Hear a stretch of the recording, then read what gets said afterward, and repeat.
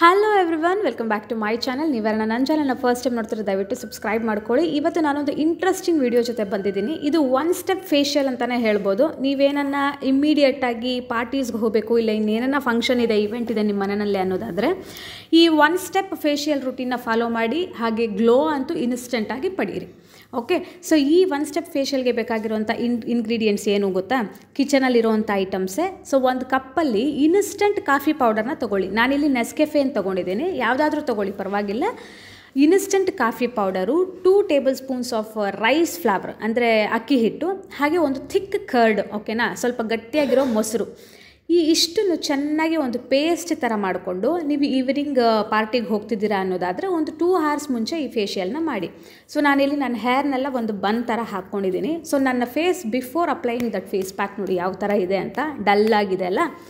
So ನಾನು before application ಕೂಡ ನನ್ನ ಫೇಸ್ನ ಪೂರ್ತಿ ಕ್ಲಿಯರಾಗಿ ತೋರಿಸಿದ್ದೀನಿ. ಸೊ ಈಗ ನೋಡಿ ನಾವು ಏನು ಮಾಡಬೇಕು ಅಂದರೆ, ನಾವು ಮಿಕ್ಸ್ ಮಾಡ್ಕೊಂಡಿರುವಂಥ ಈ ಫೇಶಿಯಲ್ ರೂಟೀನ್ನ ಪ್ಯಾಕ್ನ ಚೆನ್ನಾಗಿ ಅಪ್ಲೈ ಮಾಡ್ಕೊಳ್ಳಿ. ಫಸ್ಟ್ ಒಂದು ಥಿಕ್ ಲೇಯರಾಗಿ ಅಪ್ಲೈ ಮಾಡ್ಕೊಳ್ಳಿ ಚೆನ್ನಾಗಿ. ಒಂದು ಬ್ರಷ್ ಇಲ್ಲ, ಸ್ಪೂನ್ ಇಲ್ಲ, ಕೈನಲ್ಲಾದರೂ ಅಪ್ಲೈ ಮಾಡ್ಕೊಳ್ಳಿ.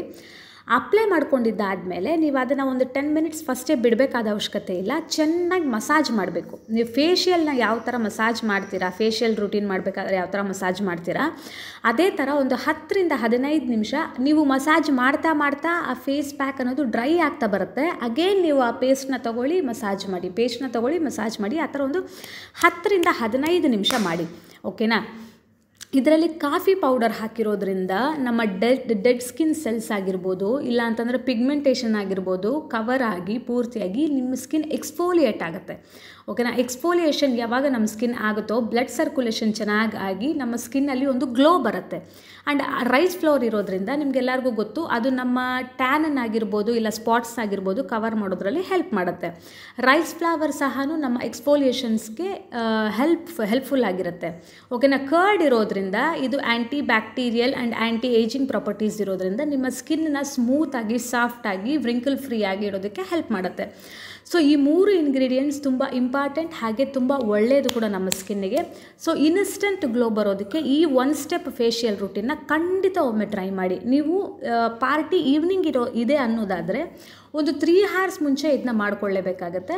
ಓಕೆ, ಇದನ್ನು ಮಾಡ್ಕೊಂಡ್ಮೇಲೆ ಯಾವುದೇ ರೀತಿ ನೀವು ನೆಕ್ಸ್ಟ್ ಫೇಸ್ ಪ್ಯಾಕ್ಸ್ ಆಗಿರ್ಬೋದು, ಇನ್ನು ಯಾವುದೇ ರೀತಿ ಪೀಲ್ ಆಫ್ ಮಾಸ್ಕ್ಸ್ ಆಗಲಿ ಅಪ್ಲೈ ಮಾಡಬೇಡಿ. ಸೊ ಒನ್ಸ್ 15 ನಿಮಿಷ ಮಾಸ್ಕ್ನ ಚೆನ್ನಾಗಿ ಮಸಾಜ್ ಮಾಡಿದ್ದಾದಮೇಲೆ ಜಸ್ಟ್ ನಾರ್ಮಲ್ ವಾಟರ್ನಲ್ಲಿ ಫೇಸ್ ವಾಶ್ ಮಾಡ್ಕೊಂಬಂದಿದ್ದೀನಿ. ನೋಡಿ ನನ್ನ ಸ್ಕಿನ್ ಯಾವ ಥರ ಬ್ರೈಟಾಗಿ ಗ್ಲೋಯಿಂಗ್ ಆಗಿ ಕಾಣಿಸ್ತಾ ಇದೆ ಅಂತ. ಸೊ ನಿಮಗೆ ಇಷ್ಟ ಆಗಿದೆ ಅಂತ ಅಂದ್ಕೊಂಡಿದ್ದೀನಿ. ಇಷ್ಟ ಆಗಿದರೆ ದಯವಿಟ್ಟು ಒಮ್ಮೆ ಟ್ರೈ ಮಾಡಿ ನೋಡಿ. ಓಕೆನಾ? ಟ್ರೈ ಮಾಡಿ ನೋಡಿ, ಖಂಡಿತ ನಿಮಗೆ ಒಳ್ಳೆ ರಿಸಲ್ಟ್ಸ್ ಬರುತ್ತೆ.